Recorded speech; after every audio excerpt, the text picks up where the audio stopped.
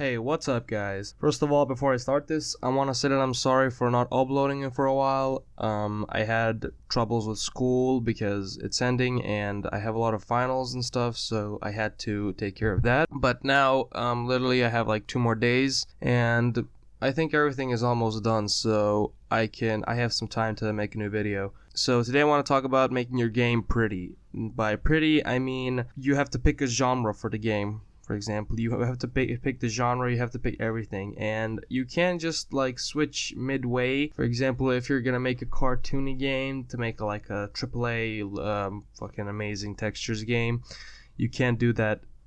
So because I like the style, I'm gonna choose a low poly cartoony with like this black outline. If you can see, I'll have some footage playing in the back.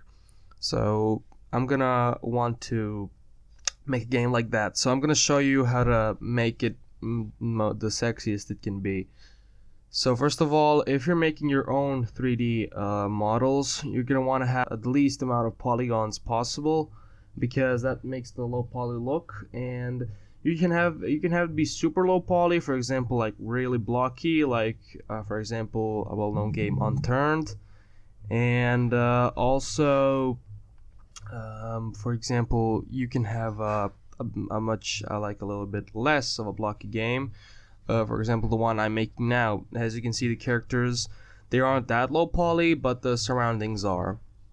Also, I have this toon shader, which you get, I think, when you import the Unity default like shaders. You get this tensillation shader and you get this toon shader. You have a lit one, a lit outline. I forgot which ones you have, but I'm using the lit outline for everybody. If you don't like how one looks, you can only use the outline one.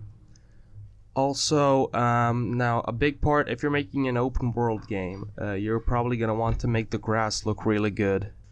I'm gonna make a separate video going into that, but you also want to have good image effects. But I know image effects don't make a beautiful game, but you don't want to overdo it, because if you have, for example, more cameras, if you have a back view and a front view, or the video I made on about switching cameras, you're probably gonna want to have all the image effects on each camera. And the script I made only disables the camera but not the image effect. So even though you're using a first-person camera, it takes in the process all of the image effects on each camera. So that's pretty heavy on your processor, and it will drastically slow down the game. If you have any questions about certain things that I'm using in my game, you can feel free to ask me. And if you enjoyed this video, subscribe for later videos, and yeah, peace. I'm high as I've ever been, higher than heaven sits. Roll up my weed and think about my exes and jealousness, how to stay current and relevant. This be my story, I'm selling it.